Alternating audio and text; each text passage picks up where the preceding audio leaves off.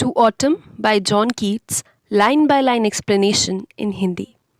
England के शहर Winchester के पास वॉक करने के बाद लिखी गई ये पोएम कीट्स की आखिरी पोएम मानी जाती है और ये उतनी ही खास और उतनी ही मेमोरेबल है। Hi there, hope you are doing fine. आज हम जॉन कीट्स की पोएम टू ऑटम को समझेंगे लाइन बाय लाइन। इससे पहले इसके बारे में कुछ बहुत इम्पॉर्टेंट फैक्ट्स जान लेना बहुत ज़रूरी है। ये कीट्स की 6 ग्रेट ओड्स की सबसे लास्ट ओड है। इसे एक दिन में लिखा गया था, दैट इज़ 19 सितंबर 1819 को इसे लिखा गया था और इसे अक्सर क्रिटिक्स के द्वारा एक परफेक्ट ओड की तरह डिस्क्राइब किया जाता है। इसको परफेक्ट इसके स्ट्रक्चर के लिए बोला जाता है जो कि उसके थीम के साथ बिल्कुल ही कोइंसाइड करता है। साथ ही ये क्लासिकल ओड जो होती है उसके स्ट्रक्चर से बहुत मिलता है क्योंकि उसमें होता है स्ट्रोफे, एंटी स्ट्रोफे और इपोज, 3 पार्ट्स। इस पोएम के भी 3 पार्ट्स हैं, तो इसलिए इसे क्लासिकल ओड से सिमिलर बोला जाता है। इसे लिखे जाने के अगले साल यानी 1820 में एक वॉल्यूम में पब्लिश कराया गया जिसमें उनकी 2 दूसरी बहुत फेमस और इम्पॉर्टेंट पोएम्स भी पब्लिश हुई थी, Lamia and the Eve of Saint Agnes. इसकी राइम स्कीम के बारे में बात कर लेते हैं। इसके हर एक स्टैंजा में 11 लाइन्स हैं और ये 2 पार्ट राइम स्कीम को फॉलो करता है।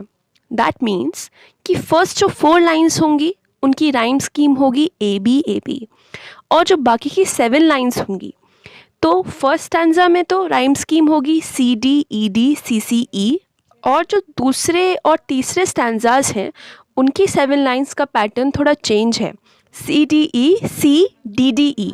शुरू वाले में सी सी था फर्स्ट में और सेकंड और थर्ड में डी डी आ जाता है। तो ये है इसकी राइम स्कीम जो कि आप साथ के साथ ऑब्जर्व भी कर सकते हैं, वीडियो पॉज कर सकते हैं और देख सकते हैं कि राइम स्कीम यही है। अब थोड़ा कॉन्टेक्स्ट या बैकग्राउंड जान लेते हैं इस पोएम का। सबसे पहले हमको ये समझना बहुत ज़रूरी है कि ऑटम की इम्पोर्टेंस का क्या है, खासकर वेस्टर्न कल्चर में। हम 4 सीजन्स को जानते हैं, स्प्रिंग, समर, ऑटम और विंटर। ये चारों सीज़न आपस में जुड़े हुए हैं। अगर आप देखेंगे तो स्प्रिंग और ऑटम के बीच में समर आता है और स्प्रिंग और विंटर के बीच में समर और ऑटम आते हैं। दैट मीन्स कि ऑटम जो है वो एक ब्रिज की तरह सीजन्स के बीच में होता है। ऑटम यानी पतझड़ का सीज़न, तो जब स्प्रिंग जाती है उसके बाद समर आता है, तो ये सब वार्म सीजन्स हैं। लेकिन विंटर अचानक से तो नहीं आती, बीच में ऑटम पड़ता है ना, तो उस दौरान ऑटम का सीज़न फसल कटने का भी सीज़न हो जाता है और डिके का भी सीज़न हो जाता है, चीज़ें मरना भी शुरू हो जाती हैं क्योंकि विंटर उधर से आ रही होती है। तो जो ये 3 स्टैंजाज हैं इसमें ऑटम के अलग अलग एस्पेक्ट्स दिखाए गए हैं, चाहे फिर वो उसकी फ्रूटफुलनेस हो, पहले ही लाइन में दूसरी लाइन में वो उसको season off mists and mellow fruitfulness कहते हैं, यानी कितनी सारी चीज़ें देती है ऑटम। उसका लेबर हो सेकंड स्टैंजा में कि क्या क्या एक्टिविटीज़ होती हैं ऑटम के दौरान, और उसका डिक्लाइन, उसका मर जाना, ऑटम मरती है तभी तो विंटर आएगा, तो वो भी है। साथ ही ऑटम के बारे में इतनी पोएम्स इसलिए लिखी जाती हैं, आपने शैले की ode to the west wind पढ़ी होगी, उसमें भी एक ऑटम वाला एलिमेंट है क्योंकि वेस्ट विंड ऑटम से ही एसोसिएटेड विंड है। और कीट्स ने भी यहाँ पर लिखी हुई है ये पोएम इसलिए क्योंकि इसके मीनिंग बहुत अलग है और ये लाइफ और डेथ की जो साइकिल है उसको बहुत अच्छे से डिनोट करता है। ये सीज़न कल्चरली बहुत इम्पॉर्टेंट है। कई सारे त्यौहार जैसे थैंक्स गिविंग, हैलोवीन भी ऑटम के दौरान वहाँ पर मनाया जाता है।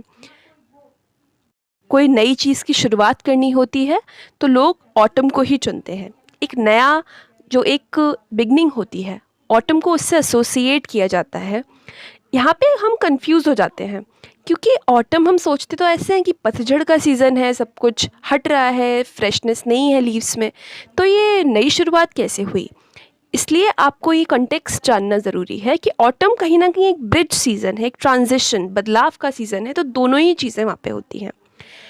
ऑटम को हार्वेस्ट का सीज़न कहा जाता है और समर से विंटर की ओर ये ट्रांजिशन होता है, बदलाव होता है। यहाँ पर डे की जो लेंथ है वो कम होने लग जाती है और नाइट की लेंथ बढ़ने लग जाती है जैसे जैसे वो विंटर की तरफ बढ़ते हैं। ये सभी फैक्ट्स इस पोएम को जानने के लिए इम्पॉर्टेंट हैं। साथ ही इसे मेलनकोलिया यानी दुख और जो ग्लूमी सैडनेस होती है उससे भी एसोसिएट किया जाता है। तो आप ये देखिए कि किस तरह एक लाइफ को ये दर्शाता है ये सीज़न। एक तरफ खुशी तो एक तरफ दुख, एक तरफ जन्म तो एक तरफ मौत। तो आइए इस बढ़िया सी और इन्जॉयबल पोएम को पढ़ते हैं जो कि कीट्स को as a romantic poet, as a nature poet भी दर्शाती है। To autumn. टू ऑटम का पहला स्टैंजा फसल के पकने को दर्शाता है। पोएट डिस्क्राइब करते हैं कि किस तरह शरद ऋतु यानी ऑटम फसल को, फूलों को, फलों को पकने में अपना योगदान देती है। सबसे पहले स्टैंजा 1 की फर्स्ट 2 लाइन्स लेते हैं। Season of mists and mellow fruitfulness, close bosom friend of the maturing sun. पहली पंक्ति, पहली लाइन में पोएट शरद ऋतु यानी ऑटम को मिस्ट्स यानी धुंध और मेलो यानी कोमल और आसान फ्रूटफुलनेस का सीज़न कहते हैं। यानी वो मौसम जहाँ पर हर चीज़ पक रही है और जो क्रॉप है वो अपना रिज़ल्ट दे रही है, यानी पूरी तरह से तैयार है।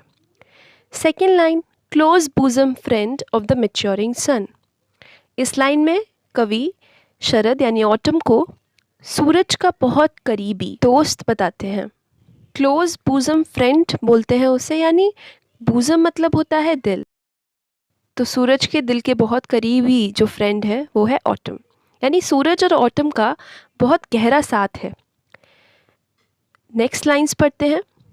Conspiring with him how to load and bless with fruit the vines that round the thatch eaves run। In lines में पोइट कह रहे हैं कंस्पायरिंग विद हिम। कंस्पायरिंग मतलब होता है षड्यंत्र करना, लेकिन यहाँ पे है प्लान करना। विद हिम मतलब सूरज के साथ।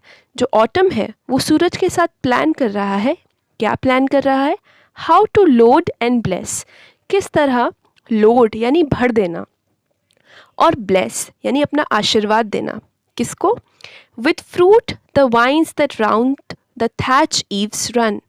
उन वाइन्स को, उन बेलों को फ्रूट से यानी फलों से लाद देने की प्लानिंग कर रहे हैं सूरज और ऑटम, जो कि किसके इर्द गिर्द हैं?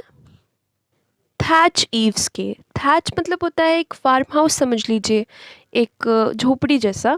उसकी जो रूफ़ होती है उसके किनारे को बोलते हैं ईव। तो उसकी जो छत है उसके किनारों पे जो वाइन्स इधर से उधर जा रही हैं उनको फ्रूट से, फलों से लाद देने का प्लान किसका है? सन का और ऑटम का। इस तरह पोएट ऑटम को डिस्क्राइब करते हैं कि वो सूरज का दोस्त है और ये प्लानिंग कर रहा है। नेक्स्ट 2 लाइन्स पढ़ते हैं। To bend with apples the moss'd cottage trees and fill all fruit with ripeness to the core। अगला उसका प्लान क्या है ऑटम का?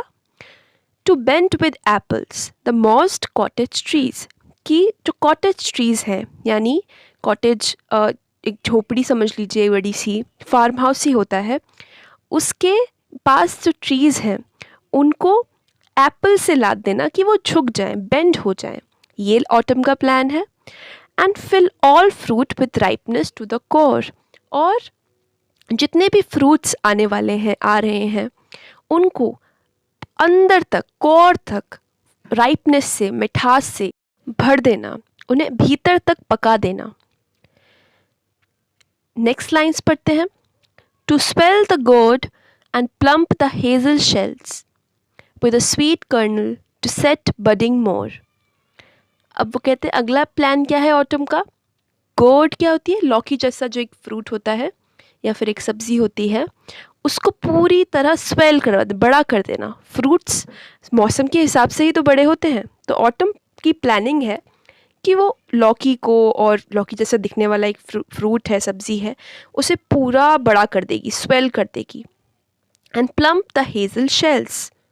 हेज़ल शेल्स अखरोट जैसे एक फ्रूट नट होता है, और उसको भी प्लम्प कर देना, पूरा फुला देना, मोटा बना देना। भी ऑटम की प्लानिंग में शामिल है। With a sweet kernel to set budding more, and still more, later flowers for the bees. With a sweet kernel means जो हेज़ल शेल्स थे उनको प्लम्प करने की बात थी, तो उन्हें किसके साथ? स्वीट कर्नल से। कर्नल होता है जो फ्रूट का बिल्कुल सेंटर का जो पार्ट होता है ना, बिल्कुल उसका जो कोर होता है, उसमें मिठास भरने का, उसके कर्नल को, उसके कोर को बिल्कुल मीठा करने की प्लानिंग है। फिर एक सेमी कॉलन है, मीन्स ये वाला जो आइडिया है कि कर्नल को पूरी तरह फ्रूट्स में भर देने का, वो यहीं पे ख़त्म होता है। फिर लिखा हुआ है to set budding more and still more later flowers for the bees. माने ऑटम का अगला प्लान ये है कि वो हर जगह खिलने के लिए और कई सारे फ्लावर्स को खिलने के लिए रखते, और वो फ्लावर्स क्या करेंगे? बाद में बीज के काम आएंगे, क्योंकि बीज उनमें से रस निकाल कर अपना हनी बनाती हैं, उनके आसपास घूमती हैं। तो वो फ्लावर्स अभी ऑटम लगा देना चाहती है खिलने के लिए, जो कि बाद में बीज को काम आएंगे। Until they think warm days will never cease, for summer has overbrimmed their clammy cells. और वो बीज जो होंगी उनके लिए इतने फ्लावर्स लगाएगा ऑटम, खिला देगा, कि वो ये सोचने लग जाएंगी कि जो ये वार्म डेज़ हैं, इन डेज़ में जिनमें गर्माहट है, वो कभी ख़त्म ही नहीं होंगे। नेवर सीज़ का मतलब ख़त्म हो जाना, तो वो कभी ख़त्म ही नहीं होंगे, बीज को ऐसा लगने लगेगा। For summer has overbrimmed their clammy cells. और क्योंकि समर की जो गर्माहट थी उसने उनके क्लैमी सेल्स, क्योंकि बीज के जो छत्ते होते हैं उनमें सेल्स होते हैं ना अलग अलग, तो उस जो हनी से भरे हुए सेल्स हैं, क्लैमी मीन्स यहाँ पर हनी से भरे हुए सेल्स हैं, वो ओवरब्रिम्ड हो जाएंगे, इतने भर जाएंगे कि बीज को इस चीज़ का होश ही नहीं रहेगा कि वार्म डेज़ जा चुके हैं। वो हमेशा सोचती रहेंगी कि वार्म डेज़ कभी जाएंगे ही नहीं। अब स्टैंजा नंबर 2 को समझते हैं। स्टैंजा 2 में पोएट ऑटम को, यहाँ पर वो सभी सीन्स हैं जो कि अगर हम गांव गए हैं कभी तो हमने फसल कटने के टाइम देखे होंगे।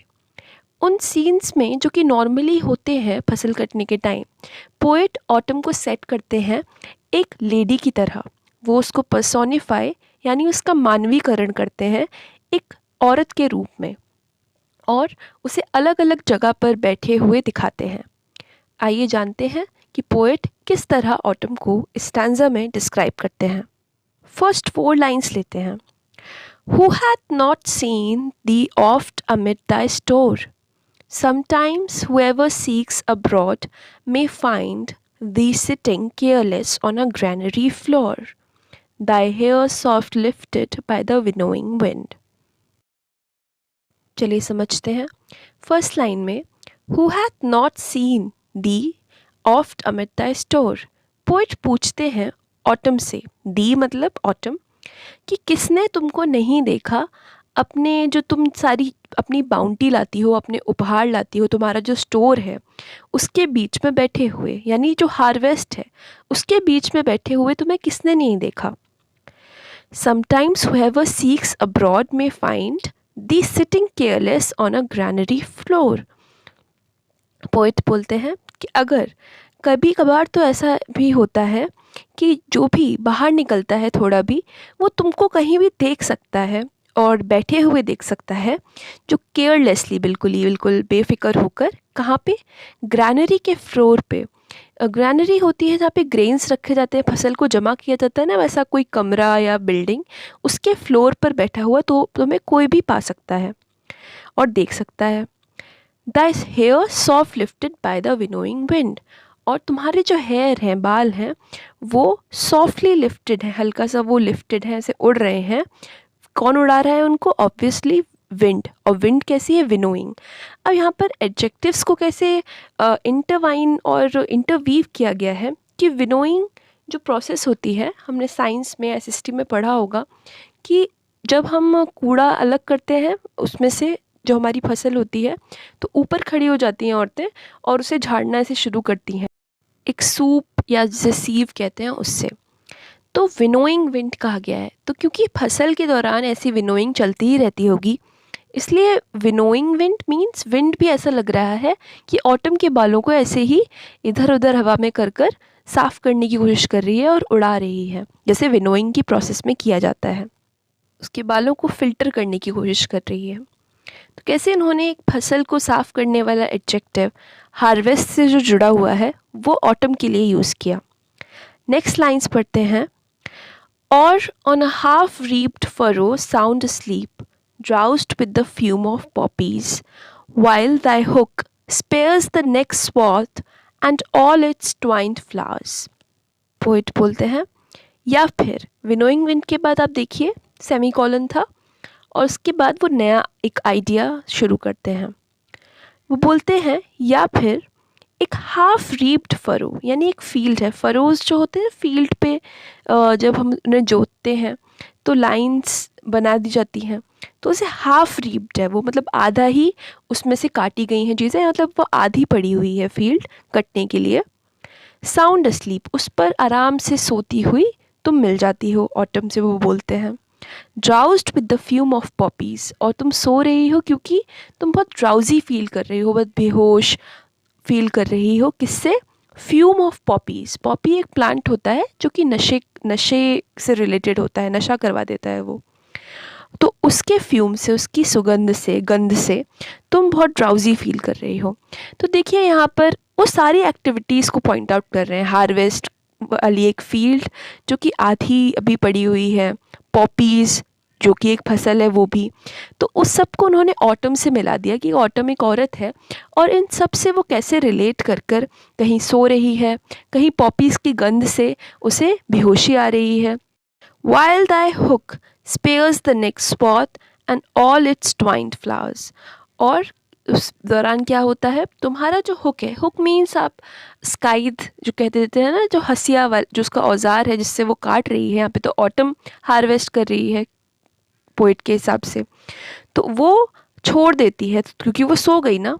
तो वो नेक्स्ट स्वाद मतलब नेक्स्ट फेरा जो लगाएगी फ्लावर्स को काटने के लिए, वो छोड़ देती है, रख देती है अपना हुक, और जो नेक्स्ट फ्लावर्स फूल वो काटने वाली थी, और जो वो फूल है वो ट्वाइंड है, मीन्स आपस में जो उलझे हुए, आपस में जो इंटरवाइंड बोलते हैं ना जिसको हम, एंटेंगल्ड, वैसे फूल हैं, उनको उसका स्काइद छोड़ देता है, यानी वो काटने से छोड़ देती है उनको। And sometimes like a gleaner thou dost keep steady thy laden head across a brook, or by a cider press with patient look, thou watchest the last oozings hours by hours. यहाँ poet कह रहे हैं कि कभी कभी and sometimes like a ग्लीनर, एक ग्लीनर की तरह। अभी ग्लीनर कौन है? ग्लीनर एक लेबरर होता है, एक मजदूर जो कि हार्वेस्ट के बाद जब फसल काट ली जाती है तब उसके बाद जो बची कुची चीज़ें होती हैं, थोड़ा बहुत बच गया, कटिंग्स होती हैं, उनको उठाने का जो काम करता है वो लेबरर ग्लीनर कहलाता है।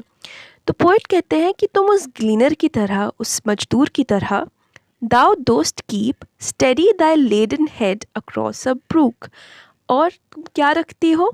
स्टडी। स्टडी मतलब ऑब्जर्वेंट और बहुत सतर्क रहना, एक जगह अपना ध्यान टिकाना।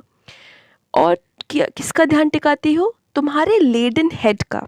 लेडन से मतलब है लदा हुआ, लदा फंदा जिसे कहते हैं ना, जो उसका हेड है, क्योंकि वो ऑटम है, इतने सारे फ्रूट्स और फसल और सब कुछ वो अपने संग ला रही है, तो उसका जो सर है वो बिल्कुल लदा फंदा है।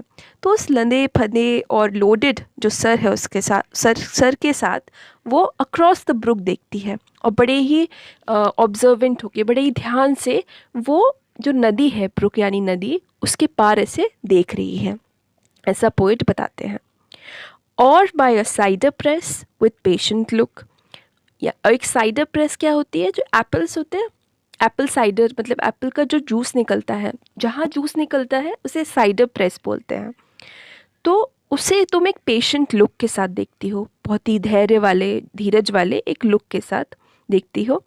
The watches the last oozings hours by hours, बड़े पेशेंटली, धैर्य के साथ नज़र रखते हुए तुम लास्ट ऊजिंग्स, जो लास्ट तक जो वो साइडर प्रेस में निकाला जा रहा है रस, ओजिंग्स मतलब धीरे धीरे जब सीप करके किसी चीज़ को निकाला जाता है ना, खासकर किसी फ्लूइड चीज़ को, रस को निकाला जाता है, तो उस रस को निकलते घंटे के घंटे लग रहे हैं, लेकिन तब भी पेशेंटली, बड़े धैर्य से ऑटम उसे देखती है। नेक्स्ट स्टैंजा पे आते हैं, that is third stanza. First stanza में हमने पढ़ा कि किस तरह ऑटम हर जगह फल फूल फसल ले आएगी, हर चीज़ पका देगी, हर चीज़ बहुत ज़्यादा नंबर्स में वो उगा देगी। सेकंड स्टैंजा में हमने देखा कि किस तरह ऑटम जो हार्वेस्ट हो रहा है वहाँ पे प्रेजेंट है अलग अलग रूप में और अलग अलग तरह से। थर्ड स्टैंजा में अक्सर इंटरप्रेट किया जाता है कि ऑटम का जो डिक्लाइन है विंटर की तरफ, वो दिखाया जाता है इसमें, और स्प्रिंग से इसका कंपैरिजन किया जाता है। यहाँ पर जिस तरह ये पोएम ख़त्म होती है थर्ड स्टैंजा के साथ, वो ऑटम को तो डिस्क्राइब करती ही है, साथ ही साथ वो लाइफ की जो साइकिल है उसको भी डिस्क्राइब करती है। अगर हम सीजन्स को देखें तो एक सीज़न आता है, फिर दूसरा, फिर तीसरा और फिर चौथा। वही साइकिल हमेशा चलती रहती है।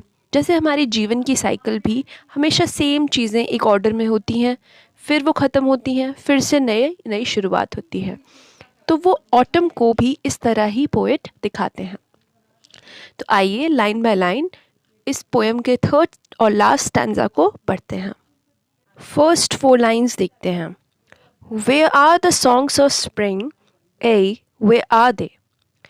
Think not of them, thou hast thy music too, while barred clouds plume the soft dying day, and touch the stubble plains with rosy hue. इन लाइन्स में पोएट सीधा ऑटम से एक सवाल करते हैं। वो पूछते हैं, where are the songs of spring? Spring यानी वसंत के गाने कहाँ हैं, यानी वसंत जो म्यूज़िक, जो संगीत अपने साथ लाता है, वो कहाँ है? फिर से वो पूछते हैं, वे कहाँ है वो, वेयर आर दे? इसका मतलब है कि स्प्रिंग कहीं आसपास नहीं है, तो तभी तो उसका म्यूज़िक भी आसपास नहीं है। तो वो पूछते हैं कहाँ है वो? Think not of them, thou hast thy music too. फिर पोएट सेकेंड लाइन में कहते हैं कि नहीं, छोड़ो, उनकी बात छोड़ो, उनके बारे में मत सोचो। दाओ यानी तुम्हारा यानी ऑटम का अपना एक म्यूज़िक है। अगर हम स्प्रिंग के संगीत को इमेजिन करें तो बर्ड्स गाती हैं, और जो फूल होते हैं वो हवा से ऐसे डांस करते हैं उस म्यूज़िक पे, ऐसा लगता है। तो पूरा एक म्यूज़िकल इन्वायरमेंट क्रिएट होता है। तो पोएट उस कहीं ना कहीं उस म्यूज़िक की बात कर रहे हैं। लेकिन ऑटम जो है वो उससे कहते हैं कि तुम्हारा भी अपना म्यूज़िक है। फिर नेक्स्ट लाइन्स में वो कहते हैं, while barred clouds bloom the soft dying day and touch the stubble plains with rosy hue. वो कहते हैं बार्ड क्लाउड्स, यानी जो क्लाउड्स रोक रहे हैं, मतलब इतने फैले हुए हैं कि वो बार कर रहे हैं, रोक रहे हैं। Bloom the soft dying day, और जो सॉफ्ट डाइंग डे है, मरने वाला जो दिन, यानी दिन जो ख़त्म हो रहा है, उसको वो ब्लूम करवाते हैं, मतलब उसमें पूरे में फैले हुए हैं, उसकी शोभा बढ़ाते हैं जाते हुए दिन की, clouds. And touch the stubble plains with rosy hue, और स्टबल प्लेन्स यानी जो फसल और जो चारा टाइप की चीज़ पूरे प्लेन्स पर, ज़मीन पर फैली हुई है, क्योंकि ऑटम में हार्वेस्टिंग हो रही है, उसे रोज़ी ह्यू से टच करते हैं। बार्ड क्लाउड्स के अंदर से आपने देखा होगा, जब शाम हो रही होती है, डाइंग डे है, तो सूरज की रोशनी, ढलते सूरज की रोशनी ऐसे आती है कि पूरा जो स्काई है वो पिंक हो जाता है, उसका रिफ्लेक्शन भी अर्थ में देखने को मिलता है। तो वही रिफ्लेक्शन की बात पोएट यहाँ पर कर रहे हैं। तो यहाँ पर जो म्यूज़िक की बात वो करते हैं ऑटम के लिए सेकेंड लाइन में, उसके बाद एक लंबा सा डैश है, यानी आइडिया को ब्रेक किया गया है। फिर वो बोलते हैं वाइल से शुरू करते हैं, वाइल बार्ड क्लाउड्स। तो वो संगीत की बात करते करते बोलते हैं कि संगीत जब बजता है ऑटम का, जब होता है, तब उस दौरान क्या हो रहा होता है, ये रोज़ी ह्यू, ये पिंक ह्यू यानी कलर पूरे आसमान में फैला होता है और धरती पर भी फैला होता है। और फिर वो म्यूज़िक डिस्क्राइब करना अब शुरू करेंगे नेक्स्ट लाइंस में कि ऑटम का म्यूज़िक है क्या। जब ये पिंक पिंक सब कुछ हो रहा है, तब कौन सा म्यूज़िक है जो ऑटम में पाया जाता है। Then in a wailful choir the small gnats mourn, among the river shallows, borne aloft or sinking as the light wind lives or dies, and full-grown lambs loud bleat from hilly bourne. तो autumn का जो song है वो किन किन चीज़ों से बनता है यहाँ पर डिस्क्राइब्ड है. Then in a wailful choir the small gnats mourn. अब देखिए क्वायर जो वर्ड होता है उसका मतलब होता है जो ग्रुप में जो सिंगिंग होती है, जो सिंगर्स का जो ग्रुप होता है उसे क्वायर कहते हैं. तो वो क्वायर किसका है यहाँ पे, सिंगर्स कौन है, gnats. gnats इंसेक्ट्स होते हैं, कीड़े होते हैं उड़ने वाले. तो और वो बड़ा उनका जो गाना है वो वेलफुल क्यों बोला गया है, यानी सॉरोफुल है, उसमें एक दुख है. और मर्न वर्ड का यूज़ किया गया है यानी एक दुख मनाने वाली टोन है. तो gnats का जो गाना है वो एक क्वायर में गा रहे हैं और वो गाना काफ़ी दुखी है. Among the river shallows, borne aloft or sinking as the light wind lives or dies. और जो river shallows हैं, जो willow trees होते हैं ना, उन्हें shallows बोलते हैं, वो क्या हो रहे हैं, wind से borne aloft. borne aloft मतलब ऊपर की तरफ जा रहे हैं, विंड उन्हें ऊपर की तरफ ले जा रही है. borne का मतलब यहाँ पर होता है bear का ये थर्ड फॉर्म है. दैट मीन्स ऊपर ले जाना, किसी को उठा के ऊपर ले जाना, borne aloft का मतलब. और sinking as the light wind lives or dies. और वो जो पेड़ हैं वो सिंक कर जाते हैं. अभी तो वो ऊपर की तरफ जा रहे थे, सिंक यानी डूब जाते हैं, यानी नीचे की तरफ आ जाते हैं जैसे ही जो विंड है वो चलना बंद हो जाती है. लिव्स और डाइज मतलब वो रहती है और मतलब उसका मोमेंटम कम हो जाता है या फिर बिल्कुल ही नहीं रहती है, तब वो पेड़ नीचे की तरफ सिंक करने लग जाते हैं. And full grown lambs loud bleat from hilly bourn. और दूसरी आवाज़ क्या है, तीसरी यहाँ पर, कि जो लैम्स हैं फुली ग्रोन है, मतलब जो लैम्स बछड़े होते हैं ना, काफ़ी बड़े बड़े हो गए हैं, वो हिली बॉर्न जो है, बॉर्न क्या होता है, एक जो फेंसेस से एक बाउंड्री बना दी जाती है ना किसी चीज़ की, हिल्स पे यहाँ पे, तो वो हिली बॉर्न है. तो उन बाउंड्री के से वहाँ पर वो है और वो ब्लीट कर रहे हैं. ब्लीट मतलब जो मैं वाला साउंड होता है ना वो. Hedge crickets sing, and now with treble soft, the red-breast whistles from a garden croft, and gathering swallows twitter in the skies. यहाँ पर हमारी पोएम ख़त्म होती है. इसका मतलब समझ लेते हैं. Hedge cricket sings मतलब जो hedge cricket होते हैं, hedge cricket एक टिड्डे जो होते हैं उनका एक प्रकार है hedge cricket. ठीक है, वो गा रहे हैं, जो टिड्डों की आवाज़ होती है ना कंटिन्यूसली आती है वो. And now with treble soft the red breast whistles मतलब ट्रेबल का मतलब होता है 3 टाइम्स, 3 टाइम्स. ठीक है, 3 गुना. तो यानी उनसे भी बाकी सब चीज़ों से 3 गुना ज़्यादा सॉफ्ट, ज़्यादा प्यारी, ज़्यादा सॉफ्ट कोमल आवाज़ में रेड ब्रेस्ट जो है वो विस्लिंग कर रही है, सीटी बजा रही है. रेड ब्रेस्ट कौन होती है, चिड़िया. ठीक है, यहाँ पे ये चीज़ पॉइंट आउट करने वाली है कि ट्रेबल सॉफ्ट यानी जब आवाज़ कोमल तब लगती है जब वो धीमी हो रही होती है.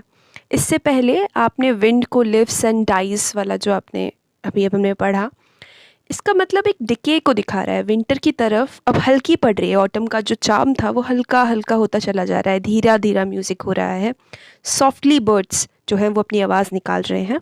तो एक डिके को सिग्निफाई करते हैं. आगे पढ़ते हैं. और कहाँ से सीटी बजा रही है, एक गार्डन क्रॉफ्ट से.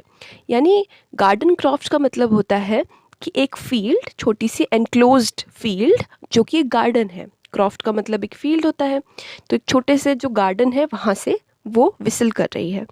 And gathering swallows twitter in the skies और जमा होती हुई स्वॉलोज. स्वॉलो भी एक चिड़िया होती है जो कि हम नॉर्मली कॉमनली हम देख लेते हैं जिसकी वेराइटीज़ को, तो वो भी गैदर कर रही हैं आपस में और ट्विटर कर रही हैं. ट्वीट ट्वीट ट्वीट वाला साउंड होता है ना, वो अपने निकाल रही हैं अपने से इन द स्काईज. और स्काईज में ये सब चल रहा है. स्वॉलोज जो है वो स्काईज में है और ट्विटर कर रही हैं. तो ये थी जॉन कीट्स की last but not the least poem to autumn. इसके थीम्स के बारे में थोड़ा बात कर लेते हैं. पहला जो थीम हम देख सकते हैं, autumn as a transitional force. ज़िंदगी और मौसम दोनों ही में बदलाव को दिखाती है हमारी ऑटम, की चीज़ें कैसे बदल जाती हैं, हर चीज़ बदल जाती है. तो ये जो ट्रांजिशनल नेचर ज़िंदगी का होता है वो भी एक थीम है इस पोएम का. दूसरा जो थीम है वो है beauty in abundance and decay. Beauty जो होती है वो हमेशा ज़रूरी नहीं है कि चीज़ें आपको खिलती हुई दिखें, नई चीज़ें शुरुआत हों तभी आपको नई चीज़ों की शुरुआत हो तभी आपको ब्यूटी दिखे, सुंदरता दिखे। कई बार डिके, चीज़ों के मरने में, ख़त्म होने में भी एक सुंदरता होती है। पोइट में उस चीज़ का एक एक्सेप्टेंस है और एक अप्रिसिएशन है उस ब्यूटी का। उन्होंने अपनी एक दूसरी पोएम में beauty is truth, truth beauty कहा है ना। तो ट्रुथ क्या है? केवल जन्म तो ट्रुथ नहीं है, मौत के बिना जन्म नहीं है, जन्म के बिना मौत नहीं है। तो दोनों में ही ब्यूटी है, ठीक है। और वो ऑटम के आप अलग अलग स्टैंजास को, फर्स्ट स्टैंजा में आप बर्थ दिखा सकते हैं, अबंडेंस दिखा सकते हैं, और लास्ट स्टैंजा से आप जो डिके है वो दिखा सकते हैं। अगला जो थीम है वो है the temporary nature of earthly beauty. अगर आपने ओड टू अ नाइटिंगेल और odd on a Grecian earn अभी तक पढ़े हैं या उनके बारे में आप जानते हैं, तो ये जो थीम है ये काफ़ी एक्सप्लिसिटली, काफ़ी क्लियरली पोइट बताते हैं कि यहाँ पे जो अर्थ पे जो ब्यूटी है वो बहुत ज़्यादा टेम्पररी है। ऑटम में भले ही टू ऑटम में वो इसको क्लियरली नहीं बताते, लेकिन यही आइडिया कन्वे होता है कि चीज़ें बदलती हैं, जो जन्म लेता है वो मर जाता है, और जो ब्यूटी है वो भी तो मर जाती है अगर एक एस्पेक्ट देखें उसका। तो नेक्स्ट थीम है या एलिमेंट है ट्रैजिक एक्सेप्टेंस। ये एक्सेप्टेंस हो जाना कि चीज़ें ख़त्म ही होती हैं अंत में, अंत दुखद ही होता है और कुछ भी टिकता नहीं है। ये एक एलिमेंट भी है इस पोएम का और इसे एज अ थीम भी ले सकते हैं। और आप खुद देखिए, बायोग्राफिकली अगर इस चीज़ को देखें तो कीट्स ने सितंबर 1819 में ये पोएम लिखी और 1821 के अराउंड उनकी डेथ हो गई। इस पोएम का एक थीम और इस पोएम में जो थ्रू आउट रिफ्लेक्टेड है, अगर हम सोचें तो वो है कीट्स की खुद की लाइफ साइकिल या स्पैन। कीट्स ने ये पोएम 1819 में लिखी, जो कि जनरली उनकी लाइफ का सबसे फ्रूटफुल पीरियड था, यानी सबसे ज़्यादा जो उन्होंने आर्टिस्टिक क्रिएशन की वो उसी साल की थी। तो ये पोएम भी फ्रूटफुलनेस और हार्वेस्ट की बात से शुरू होती है, लेकिन ख़त्म ये डिके के साथ होती है। और क्योंकि कीट्स भी इस पोएम को कंपोज करने के 1-1.5 साल के अंदर, सितंबर 1819 में ये पोएम लिखी है उन्होंने और फरवरी 1821 में वो नहीं रहे हैं। और इस फैक्ट को, इस पोएम का उनकी लास्ट पोएम होना भी और ज़्यादा एम्फसाइज करता है। तो ये था आज का हमारा वीडियो टू ऑटम पे। आई होप आपको ये हेल्पफुल लगा होगा। अगर लगा हो तो please like the video. You can also subscribe ताकि आप अपडेटेड रहें इस चैनल की अपलोड्स के साथ, और अपने फ्रेंड्स के साथ शेयर करें। कमेंट्स कर बताएं कि आपको कौन सी पोएम्स समझनी है, और इस पोएम से जुड़ी हुई कोई भी क्वेरीज़ हो, इन जनरल कोई भी क्वेरीज़ हो। आपका एग्ज़ाम है तो all the very best. Take care and good bye.